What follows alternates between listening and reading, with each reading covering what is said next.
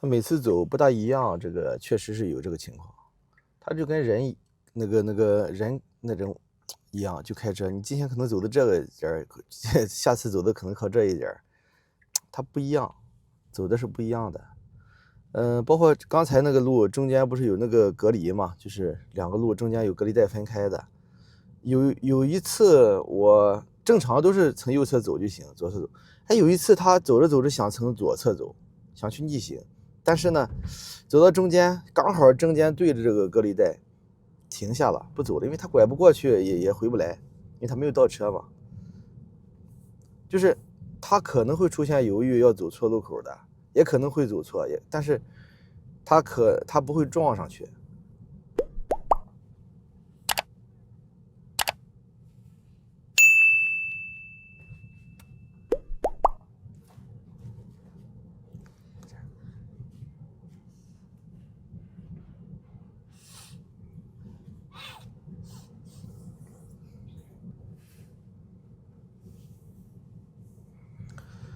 他对场景理解我觉得挺好的，比如说这两边有房子呀，或者这个路口啊，他就会减速。你看刚才这个减速就是很好，来了个车嘛，如果不减速拐得快的话，就挺危险的。包括这种路口，他就能理解这是个我要汇入这个路，这个咱们是无保护右转啊，也有可能是无保护左转，就是为什么你看这些车过来，他都慢慢的观察，慢慢的试探性的往前走，车还没停，试探性的，哎，又来了一个，他看见了这个，他就让他过去，就是他这种试探性的，为什么其他的那种自动驾驶目前都做不到？哎，有一点空隙刷过来了，为什么他做不到？其实我研究了一下啊，我感觉啊，这个不权威啊，这个就是为什么你看那个遥遥领先啊，他们过这种路口，他不会等待观察，就直接会过来就拐，不管左转的右转的，他不管你有没有车，那种感觉挺危险的，就是那种路口一定要接管。但是这个为什么不需要？就是因为它360度的视野都是摄像头，就是你前后左右看到的都是摄像头，它的权限就是它的级别是一样的，它做出来反应是一样的，是不是？这个好理解吧？那比如说你看他看到这么多东西，就是真看到了。这比如说后面这个车要过来撞我们吧，从后面斜着撞我们，他会往前走啊，往左走啊，避让，因为他所有的就是他看到的所有的就像人一样，就像人从上往下看开车，鸟看有个鸟看图就知道，哎，我能不能往左边变道？其实我们人往左变道，往右变道，尤其是晚上，你有的时候是蒙着变的。咱们的你看这个反光镜这个后面，只能看到相邻的一个车道，再远的看不见。你是不是？我不知道你们开车有没有啊？尤其是夜晚咱们这堵车，你要变到右侧车道，右侧车道呢也是断断续续的有车走。这个时候你一看，哎，好像没有车，但你往这拐，它可能右侧车道的右侧车道有车往这边会，那这个就是个盲区，看不见，或者左侧都是一样的道理。那他就不一样，他就能看到周围的这些所有的车道，那他就能做出所有的反应，他就停在那儿慢慢的看，就看这边没，哎，他看到没车了就走，看到有车就停就等，有空隙能过去就过，过不去就不过，哎，其实很简单，对他来说就很简单。但是为什么所有的除了 FSD， 其他所有的车无保护左转都完成不了？他都不给你去等。都不会去观察，我就想，就是你走到这个路口，你停嘛，停了慢慢的你观察嘛，有没车就走，有车为什么不做？其实我跟你说啊，我想了一下，可能原因是什么？原因就是激光雷达。哎，咱们是右侧转呀，他为什么打左转呀？这个要走错呀。啊，你看，他又压着这个线过来。刚才走，幸亏那边没上头。我靠，对，还是压着线过来，压这个角，这是他的问题。你看，他明明不需要往左侧变嘛，为什么要变过去？刚好在那个上面没上头这个地方，为什么要变过去？是吧？问题挺多的，就是他没有把这个线当回事儿，他要把它当回事，他就不变了。所以说你后面看那个，我听说他下一个版V13.2.8好像也没有解决这些东西。V13.3也没动静啊。咱又说回来这个无保护这个啊，你看他又想压线去变到那个道去。你看，这是短短的100多米，2次要压线，啊，接管了这次。就是他为什么在那个没有绿灯、红绿灯的路口，他不去那样？因为它只有激光雷达。上次我激光雷达是一个120度的，是一个120度的范围，就是你从这个激光雷达在这个地方，在这个地方一个120度出去，这个120度的范围，我跟你说，就像这个车120度，它看到哪儿？它只能看前面，只能看前面，知道吧？就跟一个人开车一样，就那个头是不能动的。这人的视角是220度啊，宽度200多度，就人的那个是不能左右看，也没有后视镜，只能往前看，只能往前看呀。你只能往前看，那你左右来车你看不见呀，是不是啊？你左右来车看不见，你在这等个毛？就跟你这个人个头固定在这看，你左右来不来车你看不见的，你停和不停有什么区别？因为什么啊？因为你们肯定会问，不是也有摄像头吗？那摄像头不也能看见吗？它的摄像头权重，你看当年的马斯克说了这么一句话：激光雷达和摄像头会产生争议。这个怎么走啊？这个路应该是前面拐一下。哦，对，他走的对，前面这边2个道是左转道，只有最右侧这个道是右转道。他知道找道了。你看，这个道是对的，走那边就不对了，走这个道是对的，他过来排队，可以。就是它的权重问题，就是目前他们使用激光雷达的这个驾驶决策只听这个激光雷达的，就是马斯克说你激光雷达和视觉那个产生的争议怎么办？听谁的？他肯定得有一个人，就跟你一个单位里边一个俩领导，那俩领导还对着干。他跟你说我这是那个右转，他这说左转，他这说那个刹车，他听谁的？你下边干活的这个没法干，是不是啊？所以说就是出现这个情况，他只有这一个激光雷达，只有这一个位置，这样看这个方向，那左右来车看不见呀。他看见了，睁眼瞎一样。他摄像头看见了，摄像头不管用啊，没有决策权。所以说，你看他们的车为什么旁边来车都没有反应？这个地方这个车是前面没车呀，他看不见，他跟在后面走，就是没反应。左右来车，它只是显示了那么个渲染那么个画，那个车就是过来撞你，或者过来别你。不做反应，你们那个开这个遥领先的，你们知道，旁边来的啥的，别说后面了，就旁边来的都不行，因为他旁边很弱，他连个闭住摄像头都没有，侧面只有一个翼子板，往后看的，往侧后看的，就跟翼子板那个摄像头是干啥的？就相当于看这个咱们的后视镜，看后面的，你侧面来车，还是要看这个。B 柱，特斯拉 B 柱上有摄像头，直接往侧面看的。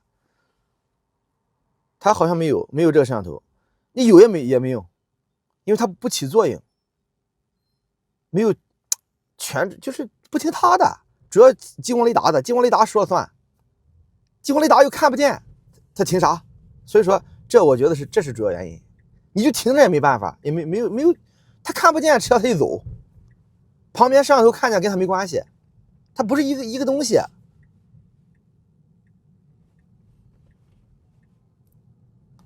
所以说我觉得主要是问题是这一个。这2个道都能右转吗？啊，这2个道都能右转。今天咱选这个奇怪的这个小道，这是去哪儿？就是那个刚才是磁器口这个小胡同过来拐了几次，挺有意思啊，没走那个主大道。然后过来这边不就绕过去，就是到那个闸子灯了嘛，闸子灯再往上再上去。我们今天不是去歌乐山，我们是从歌乐山那个地方路过，就在那边叫啥我不知道了。我先到歌乐山，然后录一段玩玩，录一段视频玩玩。这走的可以。哎，这2个道都是左转的，他现在打的左转向是要左转，我还以为他要压着线变到最左侧呢，不是。你们发现没有？他好像知道这2个道是左转的。我跟你们说啊，2月25号推送了，我发现当时，我发现他根本没有，就是任何的，就是这个道左转右转，他根本就不知道，都不去找，该怎么要左转的靠左啊，我要直行的也靠左。你看现在好像就等了很多这个道的问题了。那你说版本也没更新，他也不会学习，怎么搞的？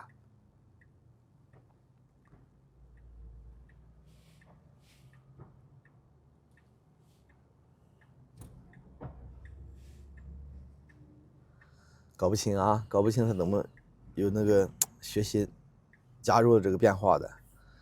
那我怀疑特斯拉后面就是能控制，其实它能控制也不新鲜。你比如说特斯拉那个逢年过节啊，会免费送你们使用这个 FSD 或者是那个 EAP， 当然现在有的不知道送不送啊。以前那个 EAP 它是送的。你看它这边变道，这边有个车，它都会知道避让，你知道吗？它不是一下别过去的，就是刚才如果这个车就按自己的道走，我们不需要减速，直接就过来，和它并排过来了。但是那个车它并没有，就是人开车，我跟你说，只看前面，左右很弱的，它就往我们这边别了一下。那他就做了那种避让，我跟你说，视频都看不出来的那种感受，只有你坐在车上那种速度那种变化才知道。就是他对四周360度所有的车都做反应，包括最后面的都做反应。所以说他能观察呀，他停下之后他能看360度呀，他能看了管用，就跟人一样，停来干啥？你头不来回摆着看嘛，是不是啊？你不得看看左侧来不来？你比如说你要左转，你要右转吧，你得看无保护右转吧，你得看看这，哎，有车没车？没车的我说快过去，你得看呀。他那个激光雷达呢，你停了之后他不会摆，他又不是个人头在那转。有什么方法？加4个，至少4个，跟摄像头一样，摄像头几个它几个，所有的位置搞过来，那这个算力就飞得大了，是不是？而且成本也高了，而且还有个问题。还得需要摄像头，你没有摄像头还不行，你没有摄像头还预览不了，你没有摄像头你还看不了红绿灯，你也看不了地下的标线，还看不了牌子。激光雷达它不能看东西，也不能看路标，是吧？那有些人说，为什么不用摄像头？我摄像头，我特斯拉你有摄像头，我那个也有摄像头，我还多了激光雷达，它多那个摄像头没用。如果有用的话，你加个那个啥干啥？你加个雷达干啥？就跟人一样，我们人在街上走路啊，活动跑步，哎，有谁说这眼睛不够用？哎，说我的眼睛不行，我加个雷达。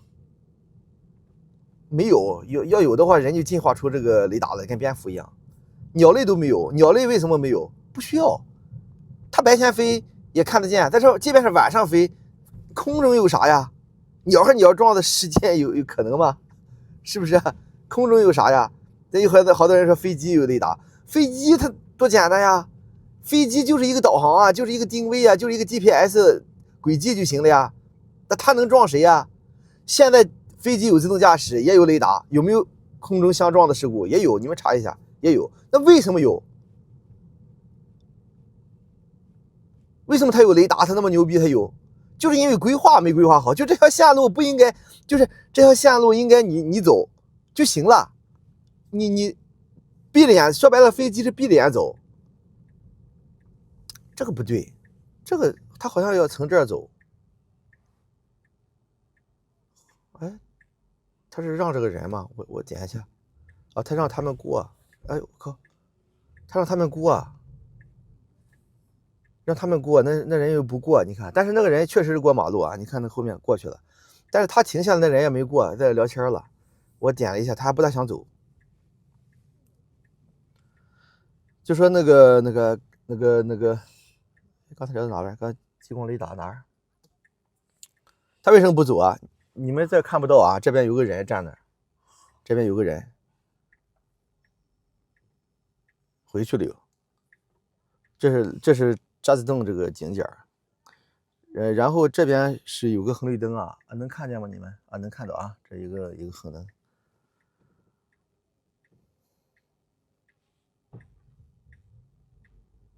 就是它这是最基本的呀，你做自动驾驶最基本的，你360度都要有感知。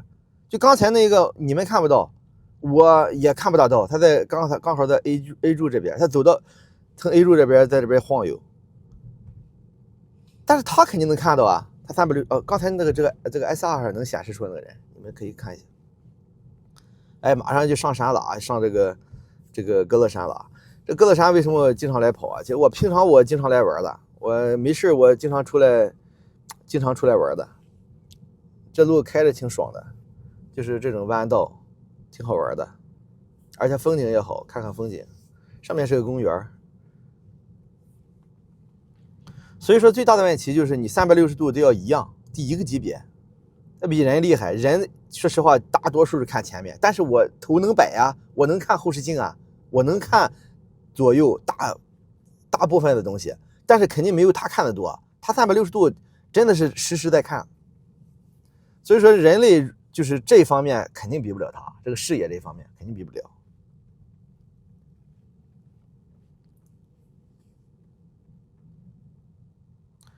何况这个几乎是没有针对中国做训练的一个版本，你想想，这个如果拿中国的数据训练，那可怕的，非常可怕的。这边你刚才你们看那个车了吧？前面那个车在打滑，后轮打滑，说明这个坡有多大。拐过来有几个车，离得挺近的。刚才那个比亚迪是吧？后轮打滑，后驱，后轮都是四驱还是后驱？后轮一直打滑。哎，这个点车挺多的，挺好玩的。但车多呢，就都跑得慢啊；车少呢，看他自己的跑的速度的能力。车多呢，就是能跟着车，妨碍他的速度。就你看他能不能被前面的车给甩开，就知道他和人驾驶这个速度上有什么问题。就正常人啊，你不能，哎，这个车不右转啊，也是右转。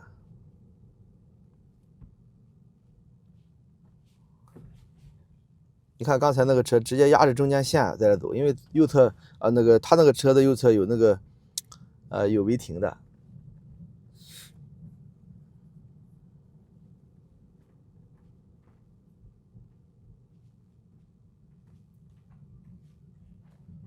一只狗，你看识别出来了，小狗在旁边。哼，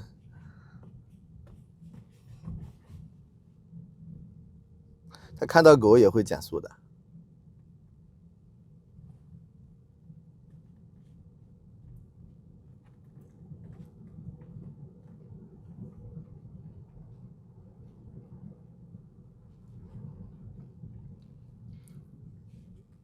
其实这个路吧，那个弯度大一点，但是它很宽，这个路你知道吗？2个车道，甚至你旁边停个车，2个车都能会车，都没有问题。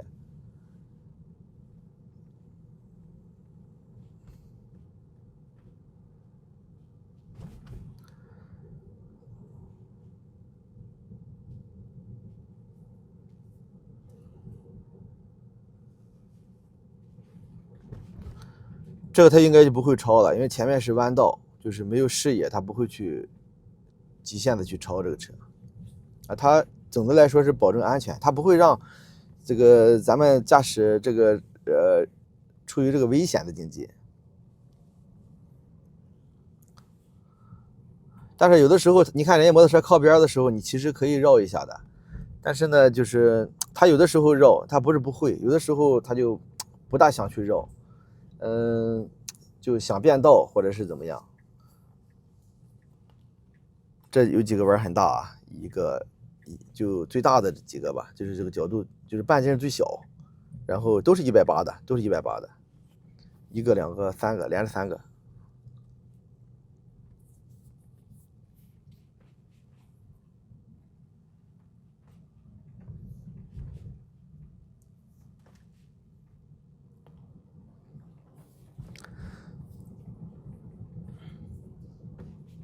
哎，那哥们儿那个车上怎么还拉了个锥桶啊，小锅桶啊？干啥？拿那个干啥？到哪儿就治安那是个治安巡逻的啊。哎呦，这个坡最大的一个坡，最大一个坡。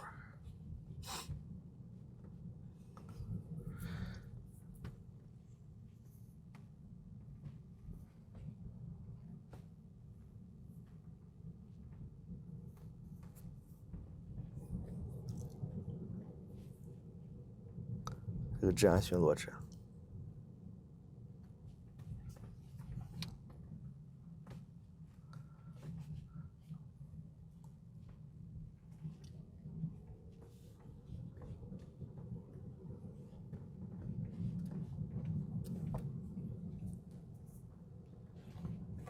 咱们这边没有无保护左转啊，就一个无保护右转。刚开始那个在那边出来。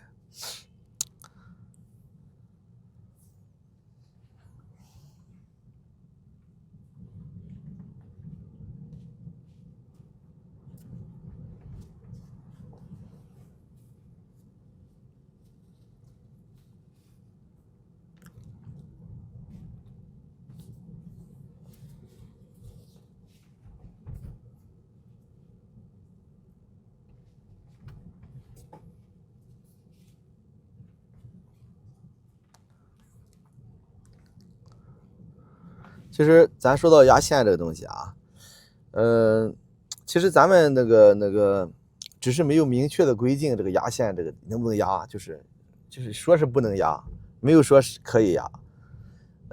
但是大多数的地方都不会去限制这个压线，就是你这个地方要压线，说是你压了一点儿或者是怎么样，说是要扣你分啊，罚你款，基本上这种很少。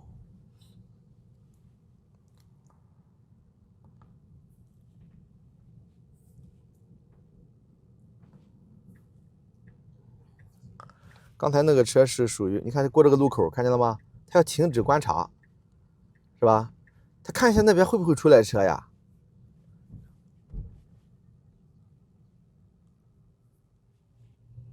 这个小弯道就比较窄了。